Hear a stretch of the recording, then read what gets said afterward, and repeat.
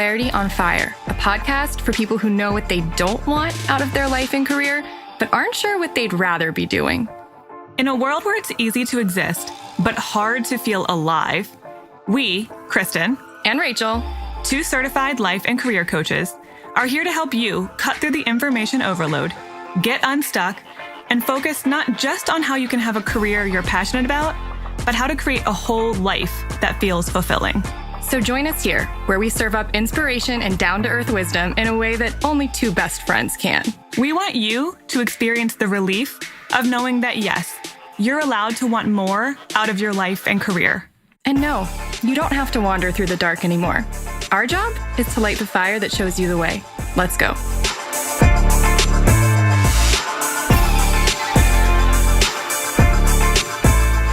Okay, one of our very favorite things in all of history. Certainly in all of the podcast. No, I really like talking about normal people. I like talking to them. I like hearing about their stories. And I like normalizing crap that everyone deals with, that everyone thinks they're alone, like everyone knowing that they're not alone. So this is why I'm happy to hear this. And I'm excited because I haven't heard any of this. So I'm going to be listening to this like a normal person too, just getting inspired. So Tony just found us through our podcast and listened. And then he sent us an email a few weeks ago just to say thank you, just a note of appreciation, because he has been on an extreme weight loss journey for the past year and a half or so. And he told me that one of the things that helped keep him motivated as he was losing all this weight was our podcast. So he would listen to our podcast while he was walking or running or working out, and it would help keep him inspired and motivated. So he wrote us a note just to say thank you for that. And I thought, this is a great story. This is a story that needs to be told. And I invited him on the podcast. And I think he had no idea that was coming, but it was a fantastic conversation. So I'm really excited for you guys to hear more about Tony and this journey, because he's learned so much about himself through this process. It's not just weight loss. It is so much deeper than that. So I'm going to read his bio, and then I have a question for you before we start. Okay. Tony Weaver made a choice to change his life. After 40 years of obesity, Tony decided he was going to lose over 100 pounds in under a year. But that wasn't the whole story, because he also decided not to follow any fad diet, not to give up anything, and to do it his way. Instead, he turned his project management expertise and managed his transformation as a project. It worked. He lost 100 pounds in just 9 months and 131 pounds overall. He went from 325 pounds to completing his first half marathon in just 16 months. But it wasn't just what he lost that matters, it's what he gained. He found his voice, he found his confidence, he rediscovered himself, and he found a calling. Early in his transformation, Tony launched his blog, operationmelt.com, to share his journey in real time. His goal was to help other people working on similarly big goals be more successful. Recently, he also published his first book, Operation Melt, How I Used Life-Changing Project Management to Lose Over 100 Pounds in Under a Year. Tony's blog and book are all part of a broader vision to create a world where goals never die of loneliness. Tony lives in Columbus, Ohio with his wife, Liz, where they enjoy living the urban life and spending time at Indian Lake, Ohio. So, wow. I mean, that speaks for itself, and he's going to speak for himself in a minute. But I just want to go into this because I have a feeling that this is not at all Tony's deal, and that you guys probably talked about this. But for anyone who sees this title and thinks, oh, the pinnacle of health is always losing weight, and that you should measure your worth by how much you weigh, I really don't think that's what this interview is about. It's not about like shaming you because you're too big or thinking that what you weigh is how you determine your worth. Not at all. I'm sure that's not what this is about, but I felt like it needed to be said. Right. The point of this is not how to get to the lowest weight possible. Yeah. You too can look disgusting and starved. Right. In fact, he was saying that at some points of his journey, he realized that he needed to gain weight in order to maintain muscle mass and be. So it really is about checking in with your body regularly, feeling confident and healthy and able to do the things that you want in your life, and liking yourself. That's what it really gets down to. Yeah, and treating yourself with love and respect and compassion. And I imagine that you guys talked about why someone, because I feel like when someone is carrying extra weight, often what they say is it's like an insulating thing, or it's like a shame protector, or it's just, we all have a way of sort of suppressing or channeling our feelings of maybe not being good enough into any direction. And often that's the direction it goes in, is into your body. Yes. It's also a way that a lot of us are very unconscious and unintentional, and we just put things in our bodies and we don't move our bodies because it's easier. Yeah. And a lot of this conversation was becoming more intentional with all aspects of his life. So there was an emotional journey that he had to go through. There was a self-awareness journey that was very challenging that he had to go through. And obviously the physical, but that was almost secondary to all the rest of it. Mm-hmm. So, okay, wow. Well, there's one episode after this I will recommend at the end because it's making me think of another interview we did last year. And then also, we're going to preview a little bit of the promo we're going to do next week on one of our courses. We're going to be giving away some free coaching calls. So if you want to hear more about that, listen through to the end and we'll see you there. Hi, Tony. Hi, how are you? I am great. I'm very excited to talk to you today. I'm excited. Yeah, well, you have quite a story to tell. And I have so many questions. I have so many things I want to get into with you. But first, let me see if I can sum this up correctly. Correct me if any of this is wrong. But I believe that in about a year, you lost over 130 pounds, wrote a book, started a blog, and then ran a half marathon. Is that right? Yeah, I mean, give or take a few months within there, but yeah, that's pretty much right. I mean, that's pretty incredible. And then just before this call, you told me that you're running another half marathon tomorrow. Yeah, that's why I'm glad we're having this today. Is that it takes my mind off of thinking about trying to run another 15 miles. Yeah, this is a good distraction. Wow. Yeah. So, okay, so you haven't stopped. It's this podcast and carbs. I love it. Podcast and carbs. Okay, so wow, there's a lot here. And I want to rewind and kind of start at the beginning. So there must have been something that spurred you to start this huge succession of changes. So I'm curious, what was the catalyst between, what was the moment between your life before and then what spurred you into all these changes and your new current life? Yeah, that's a great question. So in my book, I talk about something called my moment. And my moment is that point where it just clicks that I have to do something different. I grew up, my entire life, I was overweight. In fact, I recently found information about when I was in fifth grade, and I looked at my height and my weight, and I was obese from the time I was in fifth grade and probably before. So as I grew up, I grew up and grew out. I made a life in IT, and in IT, I really learned to appreciate technology, which means a lot of sitting in one place behind a computer for hours on end. So it's not a lot of exercise. I'm sure a lot of people are familiar with that lifestyle. Absolutely. And I still do that today. I've made some changes along the way. But I grew up overweight my whole life. And then one weekend, right after I turned 40, I made a series of bad decisions over a weekend. And I felt pretty horrible the next day. And I felt horrible for the next few days. And I thought, I'm getting a little bit older now. Maybe I should make a doctor's appointment and make sure that none of these lingering effects are anything other than my bad decisions. I hadn't had a doctor's appointment for probably, it was probably 15 years or more. So I thought, this is probably a good time. So I went into the doctor's office. I started by filling out some questionnaires that really made me think about choices in my life. So I was already a little bit on edge. The first thing you do when you get called back is you scale. I stepped on the scale and saw 325 pounds. And I thought, oh my God, how in the world am I 325 pounds? Mm-hmm. Unfortunately, that was just the first piece of data for the day that was going to be a little bit scary and disappointing. So I went through the doctor's appointment, got blood drawn and everything. I walked out and I just kind of started thinking. And through that weekend, I started thinking about, I need to make a change. And I decided I was going to embark on a journey. That's kind of where I leave the story off in the book. But since I wrote the book, I've started reflecting more. I've become pretty self-reflective. And that was the end of the build up to that story. When I think about everything that led up to it, I kind of think back to in 2014, I watched as my dad, who was horribly overweight, had been overweight his whole life, I watched as he just faded out and died. He, over the span of a few months, was in and out of the ICU. He was on life support.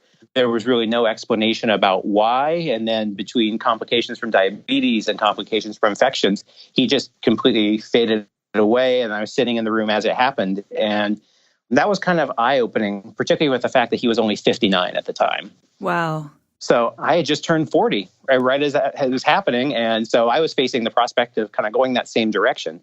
I even made jokes about it. I would even joke with my wife about, okay, well, get ready for your second husband because I'm 40 years old. My dad died at 59. I'm horribly overweight. I drink too much. I don't get any exercise. I eat horribly. And I work 60 plus hours a week in a high stress job. So I was joking about the path I was on. And it just wasn't real to me until I stepped on that scale and saw the numbers. And at the same time that was happening, I was in a kind of a rough spot in my career. And I was in a job where I felt like every day was a string of losses and high stress and I couldn't win. So kind of everything was just kind of grouped together to be the point where I had to make a choice and do something differently. And that's when I said, I'm going to lose over 100 pounds in under a year. And I lost 100 pounds in 9 months and went on to lose 125 in the 16 months when I ran the marathon and 131 total before I moved to maintenance mode. Wow. Talk about a perfect storm of moments that you can't ignore, right? Things that make you take stock of, is this the way I want to continue to live my life? What will this mean? What are the consequences of the behaviors that I've been doing without really thinking for a while? I think a lot of people can probably relate to that in different areas of their life, just being on autopilot and maybe even joking about things that you know are probably not your best decisions, but it doesn't feel real until you get the hard facts from the doctor. And I'm so sorry that your dad passed so young.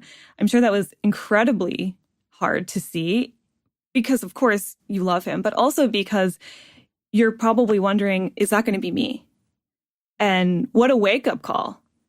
Yeah, and it's just to your point of being on autopilot. That's what a big part of my challenge was. As I go through it, I started with auditing why am I overweight, and it became because of autopilot. And I believe that most of us throughout society, particularly in the United States right now, we all leave our health to autopilot. It's just that thing that we passively depend that it's just always going to be there. We don't really think about, and we don't pay attention to the fact that when you're 325 pounds, before you sit in a chair, you look to see what the weight capacity is of the chair. When you grow up as an obese child, you get bullied all the time, which causes you to kind of retreat into your own mind and not make a lot of friends. So you don't pay attention to all those facts that just are because you're operating on autopilot and not making the decisions that are the right decisions. Mm-hmm. Mm-hmm. Well, and in those moments, in what you call your moment, when all of those things came together and created the wake-up call that you couldn't ignore, I'm sure there was, of course, a lot of fear of what if I continue on this path?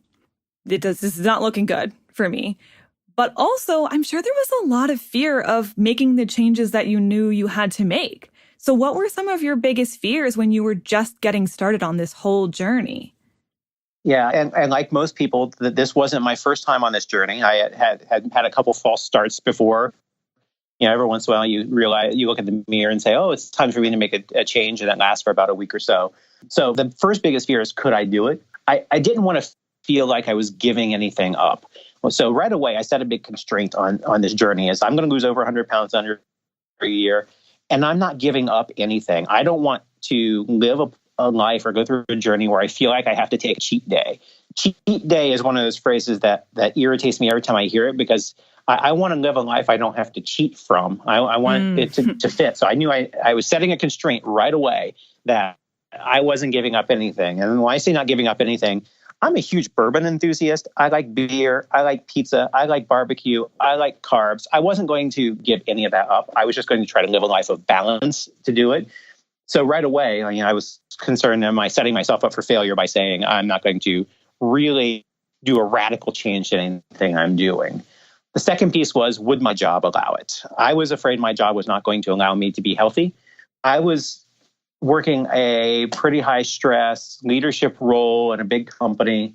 where I was in the office by 7 a.m. every day. I was often there till 6:30 at night. I would drive home on calls. I would go to dinner with my wife, and then I would step out to take a call. Then I'd work at night. I had no idea how many hours I was working. In fact, when I went to that first doctor's appointment, my doctor made me do the math in front of him. And I was working 65 to 70 hours a week, and it was really demanding. And while I was working 65 to 70 hours a week, I wasn't succeeding. There was a lot of work I wasn't getting done. So at that point, I was really concerned, could fitness fit into my life? So that was one where I decided I was going to tackle that issue head on. I summoned a few minutes of very, very not like me courage. I walked into my boss's office one morning and said, I need to talk to you. And I sat down with her and said, I'm changing my schedule. I am coming in later every morning. I am not going to work a ton of overtime. I will work some, but I'm not going to work a ton of overtime. I don't believe it's going to impact my ability to get the job done. But if it does, we have to have a different conversation because the path I'm on is not going to work for me. Her response took me completely by surprise. She said, this is going to be great for your team. Your team's going to realize that they have to step up. They have to elevate because you're not going to be able to play the position they haven't been playing. I'll support you however I can. Let me know how things are going. And since that point, I've got back with that boss and had a conversation. And she said that it was a defining moment in her relationship with me because she realized that I had courage and I would stand up for what I believed in. And that she grew respect for me as a leader, me stepping up and saying that. So it worked out great for a while, but it worked out great. And I was able to fit in the fitness and to reduce the hours of work and reduce the stress at work at the same time. Oh, I love that story so much. I hope everyone was paying a lot of attention to that because you spoke up, you asked for what you needed in order to make these changes. We were probably very scared because how is that going to look? What kind of reaction am I going to get? All the normal fears in setting a boundary and speaking up in a situation like that. And not only was your boss like, okay, great, I support you. She actually grew more respectful of you and talked about how much that was going to positively impact the other people on your team. Because in a way, when you overwork, you enable other people to not have to do their full share. So this really was a win-win situation all around. And side note, I want to just use that as inspiration for anyone listening. Please ask for what you want at work. You will be so surprised by the response 99% of the time. So thank you for sharing that. That's going to be so helpful. Yeah. Well, when I walked in, I knew that it could go one of three ways. One way would be her looking at me and just saying, okay, well, let me think about it and getting no decision. The most likely way was I thought she was going to look at me and say, the work is the work. If you can't get the work done, we will performance manage you out. And the third way was the way that happened. And that was the one that I didn't even plan for how to react when she said that because I didn't think that one was likely at all. I was fully expecting that when I had that conversation, it was the beginning of the end of my career at that company. Wow. And yet, here it was a million times better than you could have expected. That is so fantastic. Absolutely. And it proves that our worst case scenarios that we're always imagining almost never happen. Yeah, that's true. And I listened to somebody once say, are you already living your worst case scenario? And that was very true. It's like, it couldn't get worse than where it was. It could only get better. Mm-hmm. Speaking of which, I'm going to link to that old blog for anyone who needs a little bit more inspiration. Okay, so you already mentioned that you'd had a few start and stop moments when you tried to adopt a healthier lifestyle and it didn't stick. And I think a lot of people can relate to that. A lot of people start out making big changes. Maybe they want to get healthier, or maybe they want to find a new career path, or maybe they want to pay off debt. They have these big goals they want to make, and they very often don't see them through. So what do you think made you stick with it this time around? I think this time around, the biggest thing was I employed a series of mental hacks. I basically turned my brain against itself because I used how I knew I was wired in order to make it successful. So first, I used what I knew. I had been a project manager for the past decade. and managing IT projects, non-IT projects. So I said, okay, I'm going to turn to project management and data, the two things I know very well. I'm going to use that to lead this journey. Then I'm also going to look at how do I lead my life today? So first, I started exercising first thing in the morning. I'm an early riser.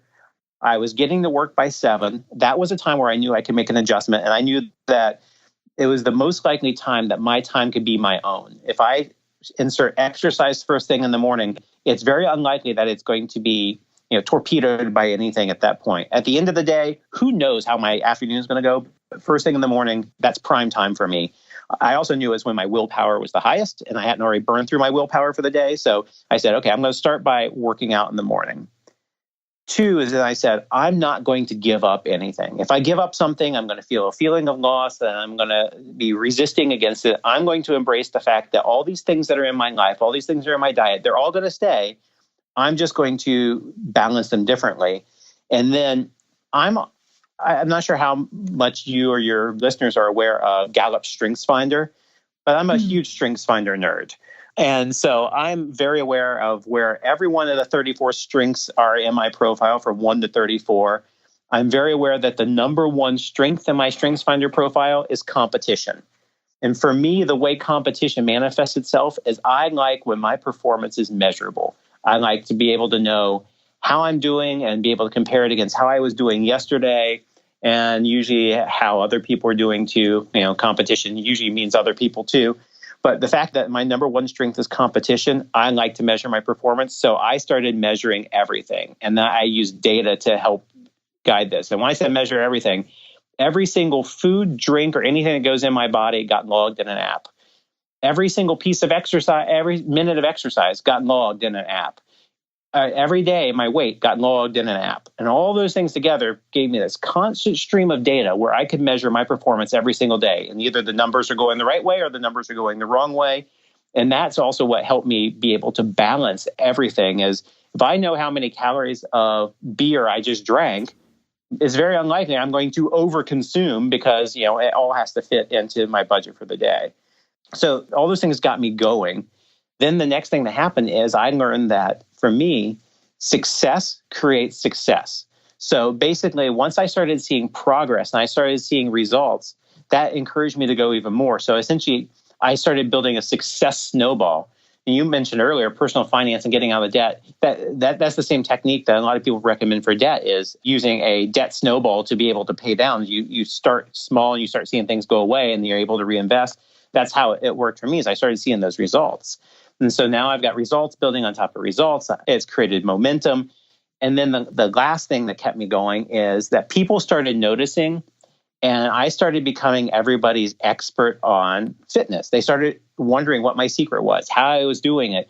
And then I started hearing people tell me that they started making changes inspired by me, which then that meant I started helping people. And so then I embraced that. And that's when I launched my blog. And that's when I started launching myself on social. And now every day on social, I post 3 or 4 times of showing how my journey is going, showing that the way I have balance, showing everything along the way. And then that ultimately led to launching a book. So the fact that now it's helping people and now people are depending on me, that means that I'm not going to take my foot off the gas because it becomes a much more visible failure if I fail. So all that led together, it all worked together and became my success. Oh my gosh, I love this so much. And I think this is relatable to so many different kinds of lifestyle changes that people could make. So what I just heard you say is that you worked with your nature. So you are by nature competitive. And so you were competitive with yourself and you played into that and used that as a tool and as a strength. And you're also a morning person by nature. So that's when you're going to have the most energy, the most motivation, and it's most likely to happen that you're going to actually work out. So you worked with that instead of trying to swim upstream against how you're wired, which would have most likely set you up for failure instead of success. And you also had small wins along the way. So small goals, small wins, and you celebrated them. Again, that snowball effect of it building momentum along the way. Instead of just hitting one big goal, you had smaller things to work toward in the meantime. So that was incredibly motivating and helpful, keeping you on track. And I really, really love this not feeling lack. So even if I'm going to make this big change, I don't have to give up some of the things I love the most. I might have to change my interaction with them. I probably can't eat pizza all the time. I can't drink bourbon all the time, but I'm not going to say those are no longer a part of my life, because what happens is when you take things out entirely, at least for me, my inner rebel comes out. And I'm like, no. I'm not getting rid of that for good. And then you overindulge if you try to remove it entirely. So that feeling of I'm not going to go into lack mode, I'm just going to change my relationship with certain things, that is huge. I love that so much. And I really, really like the part about you brought people along with you. You allowed yourself to be an inspiration for people. You allowed people to become part of your journey by sharing their feedback and by sharing their response to seeing your changes and how that might be impacting them. And that can inspire them, but it can also inspire you. So that continues the motivation. So these are some really, really core tenets, I think, of sustainable change. And again, these can apply to so many different arenas of life, not just health. Yeah, and it's kind of the way I've approached a lot of things in my life. Is what I've learned about myself over my 42 years of existence is that I like to do things my way. So when I broke free from poverty as a kid and went to be the first person in my family to graduate from college, I did it my way. Probably a third of my classes in college were independent studies because I wanted to learn different things. And I wanted to approach it my way. And so fitness just followed that same example. And that's every time I've ever been successful, I've been successful by doing it in a way that worked for me versus trying to follow somebody else's process. That makes such a difference. Don't try to be someone else or do something someone else's way. It's just not going to work. It's not going to stick. You can do it your way. I love that. Okay, so I know that this was not just a steady, linear process of changes. I'm sure every week you didn't step on the scale and say, okay, I've lost more weight, and on a very steady, linear process. I'm sure there were moments when there were setbacks. I'm sure you had disappointments. I'm sure there were some pretty big challenges that came up along the way. It's not like this is the only thing going on in your life. I'm sure you had other things in your life going on that competed with this. So how did you handle those setbacks and those disappointments when they came up along this journey? Yeah, I mean, that definitely, as much as it looks like it was a straight success, it wasn't. So I guess first, turning back to my friend project management, the one thing that I always know as a project manager in any project I go into is that it's not going to go smoothly 100% of the time. There are risks of things that could go wrong, and there are issues of things that do go wrong. And so the first step to being able to manage the disappointments is know that they're going to happen. Go in eyes wide open. Don't go in with rose-colored glasses. Things are going to go wrong along the way.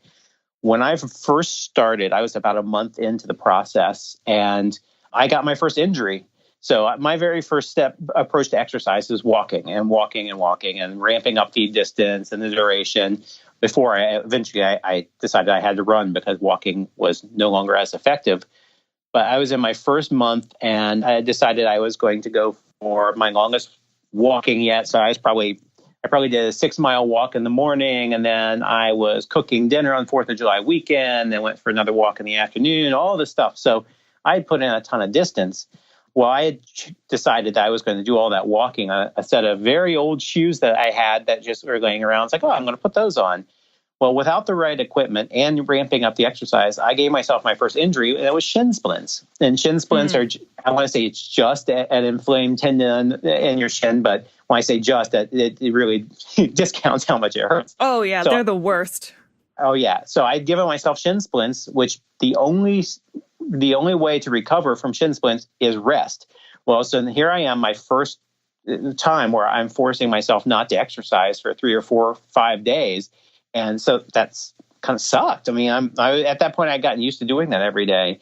And that was one of 2 times that happened. And I gave myself an inflamed Achilles at one point when I first started running because my form was terrible.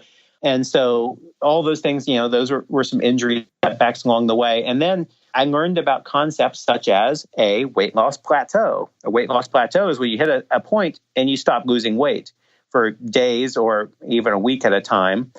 Then I learned about something called weight fluctuations, because I was violating everybody's best practice, because I'm doing it my way. I'm violating the best practice. I'm weighing myself every day. Everybody says don't weigh yourself daily because weight fluctuations will drive you nuts. They are accurate when they say that, but I still do it. So I would have days where my weight would go up unexpectedly. Well, every day was unexpectedly. So then what I started figuring out is that there's 3 steps to dealing with the disappointments.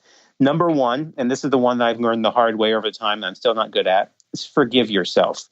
You're going to make mistakes. Things are going to happen. And sometimes it's just it's just physiological. It's not even a mistake you made. It's just how your body's wired.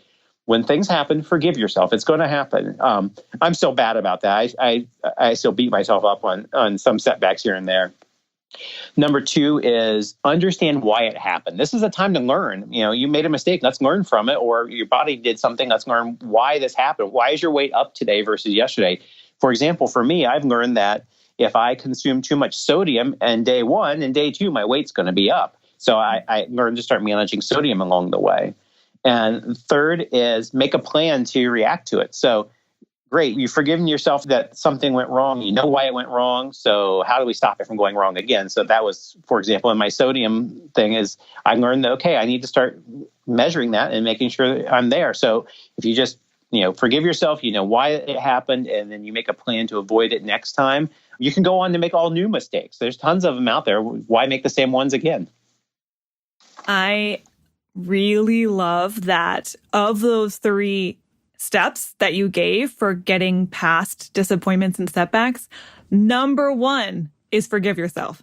Because if you jump right into why did this happen? What do I need to do differently? Which are important steps, and you absolutely can and should learn from those setbacks. But if you go right into those without that first piece, it's just self-flagellation.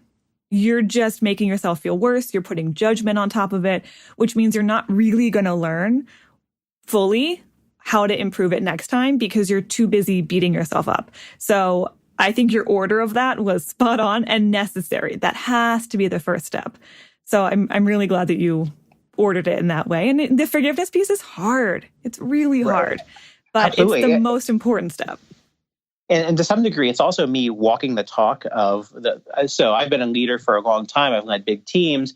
And one of the things I always try to instill in my team is it's okay to make a mistake. It's okay to fail. It's called failing forward. If you make a mistake and you learn from it and you learn how to do better next time because of that mistake was totally valuable. It's called failing forward. Mm-hmm. And if I don't drink my own Kool-Aid on that, then I'm kind of a hypocrite. I want to create that culture in teams that I'm leading. I also want to create that culture with myself. And it's not easy. Either way, it's not easy to be in the front of a group of people who just made a really big mistake and say, okay, that's fine. How do we clean up from it? But it's how we get better. It's how we innovate. It's how we learn. Yeah. It's hard. It's hard with yourself. It's hard with other people. I think it might be hardest with yourself, but it is hard with other people too. But there's not much production that happens. It's not very productive to move forward if you haven't taken that step. So it's one that I think we all need to practice. Maybe it's just the human condition that we're never going to be great at it, but at least try. At least try to forgive yourself first. Okay, so I want to skip ahead now to the half marathon. So you went from 325 pounds at the beginning of this journey, and at the end of it, you ran a half marathon. So tell me how that felt. That must have been so jarring and amazing and you probably were in a little bit of disbelief. Tell me about that experience. So that experience really started 1 year ago this weekend. So I never had any desire to be a runner. I never had any desire to run a marathon, especially. I used to mock people who did distance runs. I used to tell them that, they make cars for a reason. So a year ago, Columbus, where I live, has the Cap City Half Marathon. And so I had some friends. I had just gotten started in fitness. I had some friends who were running marathons. So I walked down 3 blocks from my house where the marathon comes through. And I stood along the street and I cheered them on. And then I saw the herd of people getting slower and slower as it gets further back. And I looked at them and was like, I'm just as fit as these people. Why am I a wimp? Why am I standing here and watching this thing instead of going out there and at least trying at least walking it. I can walk 13 miles, I think. So that was kind of a switch that flipped in my head of saying, I'm no longer going to watch fitness from the sidelines. I'm going to put myself out there. Even if I fail, again, I've learned from it.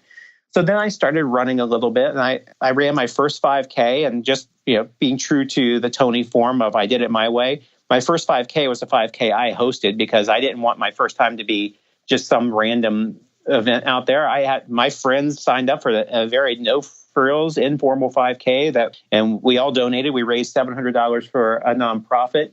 So at that point, I started running. It was great.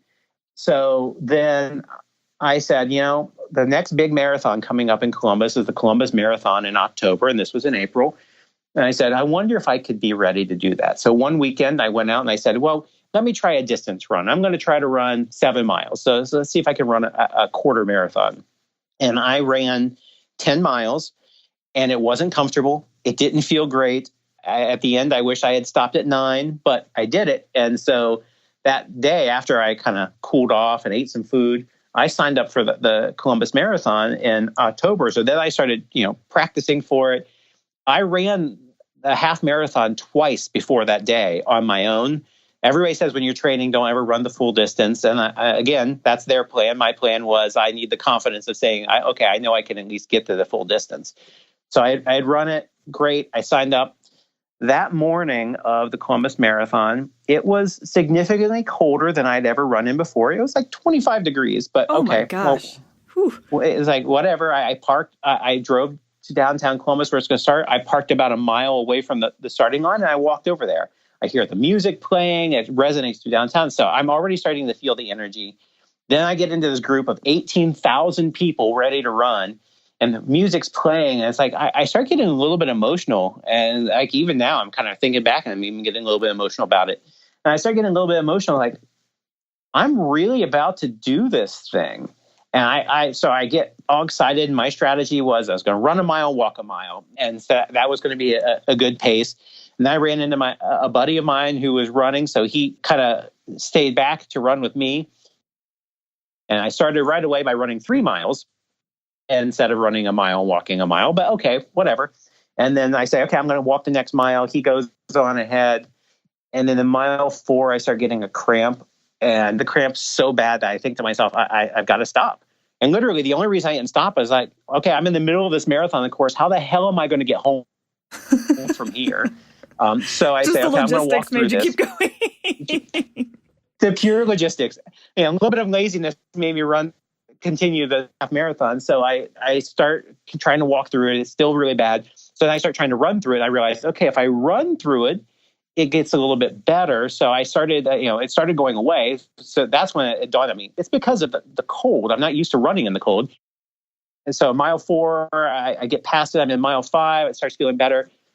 Mile 7, I'm feeling great. I'm running so fast, much faster than I should be running, by the way. But I'm running so fast. I get to mile 9, and my personal trainer, who, by the way, I got a personal trainer after I hit the 100-pound mark because then I wanted to start, building muscle. So my personal trainer was there rooting me on. So I stopped and I hug her. I keep running. And then I get a second cramp. And it's in the other leg. It's worse than the first one. It's in mile 10, which is 3 blocks from my house. Oh my gosh, and how tempting. That was a mental decision. It's just a mental moment of, I could just turn left. I could just go home. Nobody's ever going to know. But I think, no, I'm in mile 10. I'm about to cross into mile 11.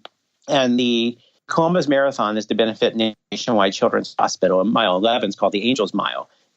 The Angels Mile celebrates the children who didn't make it through their disease. And it's a very emotional, like, you know what? I'm here. I'm in mile 11. I can just plug through it. Even if I have to crawl the rest of the way, I can get across 2 more miles. And so then I finally, the cramp goes away again. I'm in mile 11. It's pretty sad and sobering, but I get past that.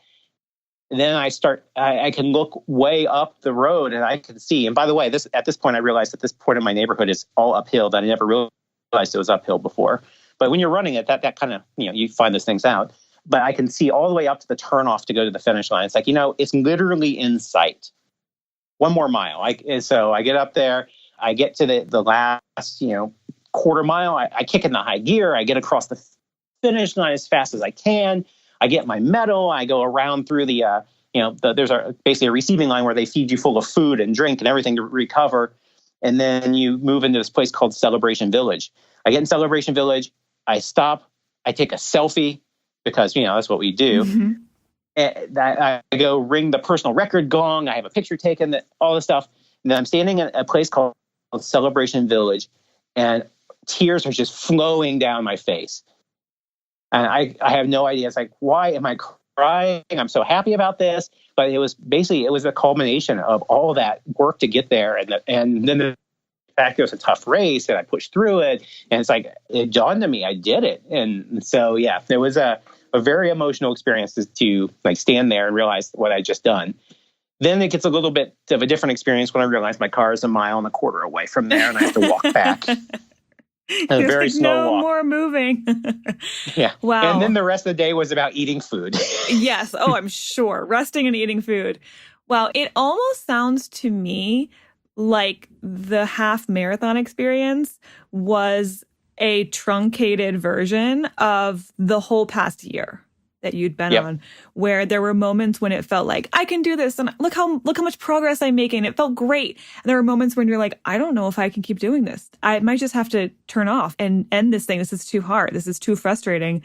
And yet, just like in the half marathon, you made it to the end and you also made it to your goal weight. Yep. But it was a microcosm of the whole experience you'd been on and how amazing. Yeah. In so many ways. I mean, people cheering me on along the way, both people I knew that were out there and people I didn't know. I mean, the people I didn't know cheering me on it was amazing. People running by me, looking at my name bib and saying, "Oh, Tony, it's your first marathon. Congratulations. You can do this. I know it's tough at this point. This is my 96th marathon or something like that." And I look at the person, he's like 85 years old, like, okay, why am I thinking about quitting? Oh man! Wow. Literally, there's probably an octogenarian that was rooting me on, and then blows by me at like twice my speed. That's amazing. Mad kudos to that guy.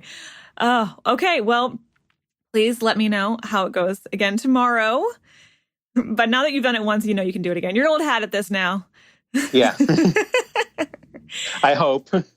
So, okay. Of course, tomorrow's gonna be the coldest day of this week. Oh, of course. Hopefully not 25 degrees, though. That's crazy. No. So when you were losing the weight, you had a clear goal in mind. I'm sure you had a goal weight where you said, I want to get to this point. And then you had a half marathon. Okay, I want to complete a half marathon. So you had all these very clear goals. And then at some point you said, this is just logic. Once you hit your goal weight, you don't really need to keep losing weight anymore.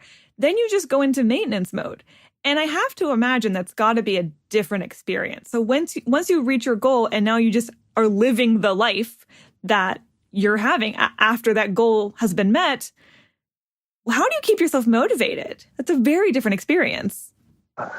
Yeah, it's tough. So not only do you hit the goal weight and say, so I hit the goal weight 6 months before I stopped. So I hit my first goal weight of losing 100. It's like, well, I can go 110, I can go 125, I can go 130. And then at one point, it's not just a matter of saying you don't need to lose anymore, but literally based on my experience, what my trainer told me, and then what my doctor told me, I was at the lowest weight I could go to without starting to lose muscle mass. And, each of us need to hold on to our muscle mass as long as we can, because as we get older, we will lose it. So intentionally losing it's not smart. So I switched to maintenance mode.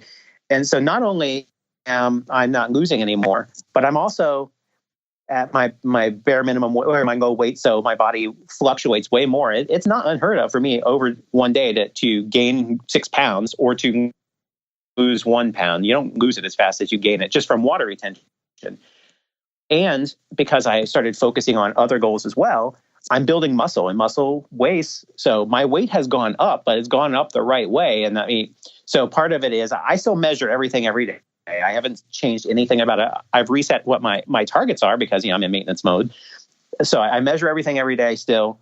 I still go through the same routine, and I've set new goals. So it's not about just saying, all right, I've hit it, I'm done, and I'm going to go back on to autopilot. Autopilot is dead in my life. It's never going to happen again. So I set new goals. So then it was, okay, well, I'm not losing any more weight. So I want to deadlift my body weight, or I want to see my body fat percentage go down. I want to see my biceps grow. I want to be able to bench press half my body weight. So it's about setting new goals and continually focusing on new goals. For me, it's still about tracking everything. But all that said, those are all these good things and all the stuff that there's a part of it that's still a little bit of BS because it's hard every day. When I switched to maintenance mode, a friend of mine said, wow, you're going to stop losing weight? That's kind of become your brand over the past year. And it's like, okay, well, yes, you're right. Thanks for reminding me that my identity has turned into losing weight and I'm just going to stop losing weight. So what's my identity now? Right. Well, it's really about, just being okay with it. And even in my blog, I think it was last week or the week before, because I post a weekly update on my journey along the way, and I'm on week 96 of it now, I believe. But I even said, I started out my blog for that day by saying, this is just an average week, nothing really to talk about. And then I went through to talk about a couple of things. I ended with, this isn't an average week. This average week of mine was killer for anybody else. It's about giving yourself a little bit more credit along the way, looking at how every day you do have a series of wins and being aware of the places where you're still killing it, even though that one number isn't changing anymore, or it's changing in a way that you weren't used to it. Like looking at the other goals, looking at other things in your life, being aware, and then enjoying the journey along the way. I'm now one of those people, I can't just enjoy where I am. I'm still, always focus on next. I have to get a little bit better with that. But, we each have those things we're developing. But it's really about trying every day to focus on other goals. You've got tons of goals in your life. And before I started this, I joked, I have no more goals. I told people I had the goal of graduating college and I had a particular income goal by the time I was 30. And other than that, I told people I don't have any goals in life. Well, now I do. I have dozens of goals, and I want to help other people define their goals and get accomplish their goals. And so the book was launching my book was part of that. Continuing the blog is part of that. Other things in my life are part of that. So, I'm continuing to focus on other things, but at the same time, watching the weight every single day, even though I know that I don't need to watch it every day. I could switch to weighing myself once a week, but it's just a habit now. Right. Well, and you're making a really good point that maintenance mode of anything in life doesn't have to mean stagnation or complacency or autopilot. I loved your phrase, autopilot is dead. I feel like that should be tattooed on something. I think that's just fantastic. Yeah. Even in my book, in one of the paragraphs, I say, your autopilot stops today. Yes, exactly. And I think that's the fear that people have when they get into maintenance mode. Okay, I got the career I wanted, so now I have to just do the job. Or I got to a place of financial stability, but now I have to just keep tracking that. Or, of course, health goals, as you're describing. It feels like, well, now what do? I just stop paying attention to this? I just go into stagnation. Nobody wants to be stagnant. We're humans. We want growth. We like to be moving towards something and building momentum. And you're making a really good point that even if you've reached your biggest goal, that doesn't mean there aren't still smaller goals that you can set for yourself along the way to feel like you still are making progress, even if you're quote unquote in maintenance mode. So that's a really good way of looking at it, even though it is challenging. It's a very different experience. So also forgive yourself on the days when it's challenging. Absolutely.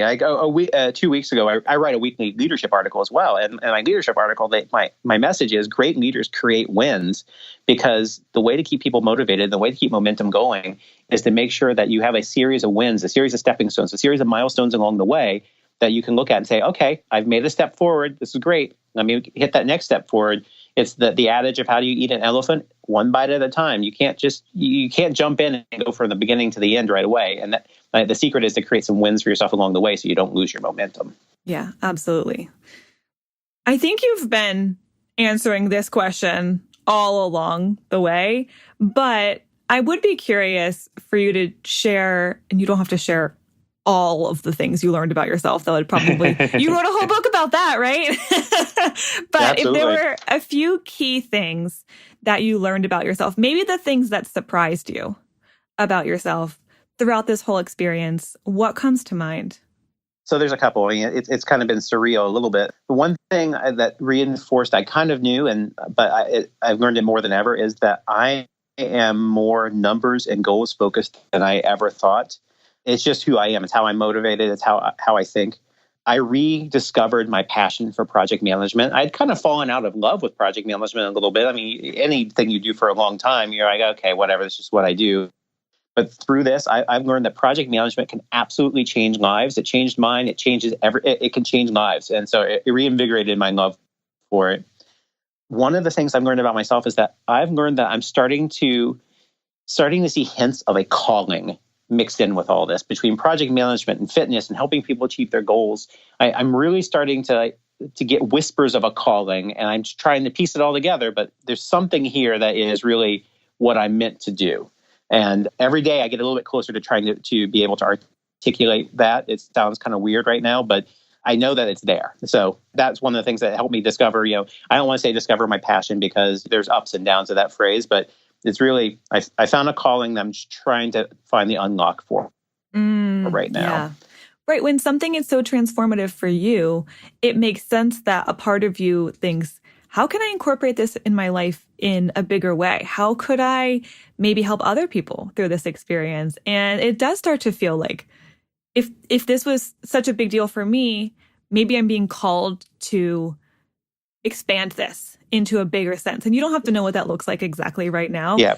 But clearly the steps have been showing themselves to you along the way, and they will continue to do so. So that's really exciting. Yeah. Along the way, it's interesting because when I first started this, I had a bad view of my self-worth at the beginning of it. I had a string of failures and a string of things that weren't going well, and I didn't have a lot of self-confidence. Well, through this whole thing, I've learned I have a voice. I can help people. I've learned that I can do anything that I want to do. If I find something that's important to me, I can set a goal, and I know I can accomplish it. And I know that I have value to people, and value to myself is bigger than my job, bigger than my salary, bigger than my output at any given time. But I've also learned I'm very hard on myself, and I need to give myself more credit along the way. And it's funny, just like telling my story. I love to tell my story. I like to tell people I'm like a champagne bottle that somebody's shaking up. You can loosen that cork just a little bit, it comes flying out, and there's no stopping it. But I've learned that I have a story to tell, and even though I'm hard on myself, that telling the story helps me give myself more credit. And along the way, there were a bunch of physical learnings, more than I could get into. That I learned a whole lot about the human body along the way. And there's some ups and downs to dropping 130 pounds. Oh, yeah. I'm sure you have learned so much about even just little small daily changes and how they affect your body at this point. But how amazing that losing weight, which at first just felt like I got to do this just so that I have a longer lifespan, so that I can be here on the planet for longer and enjoy my time more while I'm here, turned into this deeper emotional experience of self-worth and inspiring yourself and inspiring others and finding reserves of motivation that you probably didn't know you had the capacity to unlock. Yeah. There's just so much more that happens when you commit to changing and improving your life in some way than you could have ever expected at the beginning. So that is amazing to hear. Yeah. And a weight loss journey, I like to tell people, I don't tell too many people, I tell myself a lot. It's not about how much you lose, it's about how much you gained.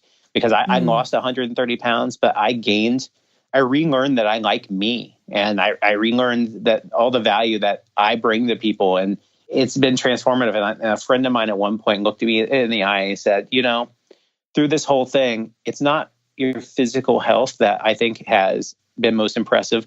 It's that I can see how much your soul has changed. And I'm super proud of the fact that you've rediscovered yourself. Wow. I mean, what amazing feedback. How could you ask for better than that? That is completely validating and heartwarming. Yep. Well, this leads me right into what I want to ask as a final question here, which is, what advice do you have for anyone who might be considering making a big lifestyle change, whether it's weight loss or something else entirely, and they might be at the place you were at the beginning when you were scared and you didn't know if it was going to work, but they want to make a change? What would you tell them?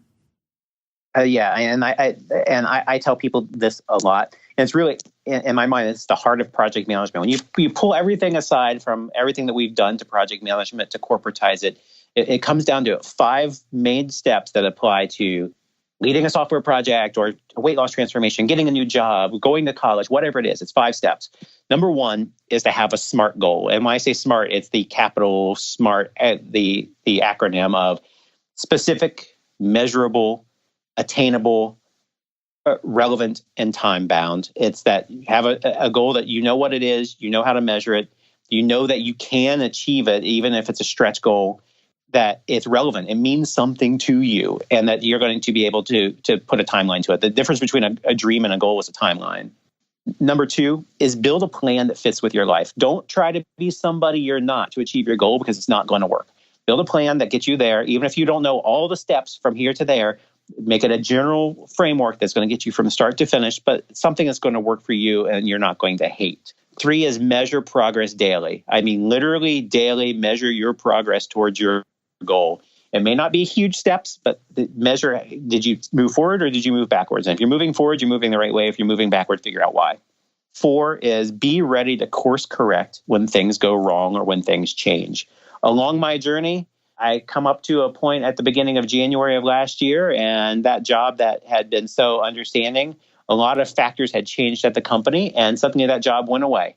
And now I am unemployed and in the middle of this journey, and I could either panic and let the journey go out the window and go all in on making sure that I have a job, or what I did do is I took some time off in between. I reacted to the change and I doubled down on my fitness journey. When one door closes, make sure the other one's opening up. But be ready. Things are going to change and react when they do. And those changes are going to be both positive and negative. I said I wanted to lose 100 pounds in a year, and I lost 100 pounds in 9 months. So then I had to react and say, okay, well, now what? And the 5th, don't go it alone. I have a team of advisors that I rely on that I've developed over time, between my doctor, my trainer, my incredibly understanding wife who gets to listen to the cork pop out of the champagne bottle every day. And she's got to be tired of hearing about it. So I have a team of advisors. I seek advice from them. And I give advice to people. I tell my story. So along the way, don't go it alone. Take people with you, both to help you and that you can help them. Because once you start helping people along the way, the journey just can't fail at that point. That is incredible. That applies to literally everything.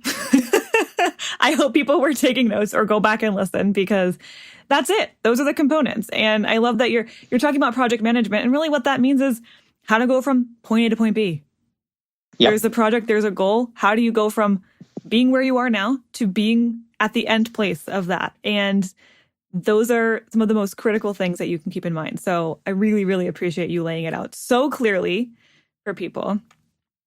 Thank you so much for sharing your journey. This has been, I'm inspired just listening to this. I can only imagine how all of our listeners are feeling right now. Hopefully, whatever goal that they have been wanting to start working on, that they might be a little bit afraid of, maybe they feel like it's a teeny tiny bit more attainable now. So I really, really appreciate you sharing that so candidly and so openly. I appreciate the opportunity, because it re-inspires me to be able to be successful. I'm running a half marathon tomorrow. So telling this story, it just basically doubles down on the fact that I and everybody else listening can do anything you want to do. It's just got to be the thing you want to do, and you go all in on it. Yes. See, you just relived the whole experience. So talk about motivation for tomorrow. Hopefully that's helpful. You can keep it in mind. You can relive your whole experience. Okay, so I feel like some people are probably going to want to hear more from you. They might be interested in your book. They might be interested in your blog. They might want to just reach out to you. So how can people find you if they want more? So my website and blog are at operationmelt.com. The inspiration there is people along the way said, "Oh, Tony, you're just melting away," and then became Project Tony Melt, then Operation Tony Melt, then Operation Melt. And it's like, it's perfect. It's how do you melt away the barriers that are between you and your goals? And this is the process to do it. So it's operationmelt.com. The name of the book is Operation Melt: How I Used Life-Changing Project Management to Lose Over 100 Pounds in Under a Year. You can get it on Amazon. You can get it on iTunes. You can get the ebook on Barnes & Noble. All those things, you can just go to my website, operationmelt.com, click on book, and you can click whatever your favorite platform is from there. It is in paperback. It is in ebook. I definitely think that it's not just a story about weight loss. It's a story about how do you accomplish goals. You can follow me on social media. I'm at Operation Melt on Facebook, Twitter, and mostly Instagram. Perfect. All right. Well, anyone who wants to reach out to Tony, you have a lot of different choices now. You can leave a comment on this episode. You can reach him on any of the places that he just described. So thank you again, Tony. I'm so glad that you reached out to us to share this story. And now you get to share it with many, many more people. So thank you for your time and your candidness and for being an inspiration. Well, yes, thank you for having me on. Thank you for letting me tell my story. I mean, my mission statement for Operation Melt is creating a world where no goal ever dies of loneliness. And I really want everybody to help me keep goals from dying of loneliness. Oh, that is perfect. All right. You hear that, guys? Don't let your goals die of loneliness. Find support. Find your people. Okay. Thank you, Tony. Good luck tomorrow on your half marathon. Come back and let us know how it goes. And anytime. We will talk again soon. Great. One episode that occurred to me at the beginning that I want to recommend is an interview with our friend Nina from last June, 2018, called I'll Live When I'm Skinny. Nina is trained as a coach, and she's not like a full-time coach, but her focus was on body image issues. And we had a really good conversation about just all sorts of body image issues and shame and wanting to love yourself but not knowing how, and postponing your life until you reach certain standards or metrics, goal weight, that kind of thing. Yeah. So it's very relevant. So if you like this conversation and you want to hear more, go to June 2018, listen to I'll Live When I'm Skinny with Nina B. Also, on Tuesday, we're going to be doing the 14th. A short promotion of our Passion Profile short course. Not just Tuesday, starting on Tuesday for a week. For 1 week. 1 week. Tuesday's the first day. Yeah. And in preparation for that, I would say either go take the Passion Profile quiz if you have not yet, or if you have taken it in the past, maybe go refresh yourself on your profile, or go take it again if you didn't save your profile the first time. But get a little bit more familiar with your Passion Profile, and that will help you have a better idea of what this course really digs into. You can also listen to the podcast episode we did in December 2018 it's a side chat called The 4 Passion Profiles. That'll give you a short but relatively thorough debrief, especially if you're brand new to Clarity on Fire, about your passion profile and the other possibilities, because you might not just have a primary, you might have a secondary passion profile, and it's important to know what that is. So if you're really like straight up brand new and you've never taken the quiz, you must. You got to figure out what's the intersection between your career and your passion. How am I meant to work? And then knowing that helps you move in the right direction and avoid so many pitfalls you don't need to be falling into, cross off so many things off the list you don't need to be considering.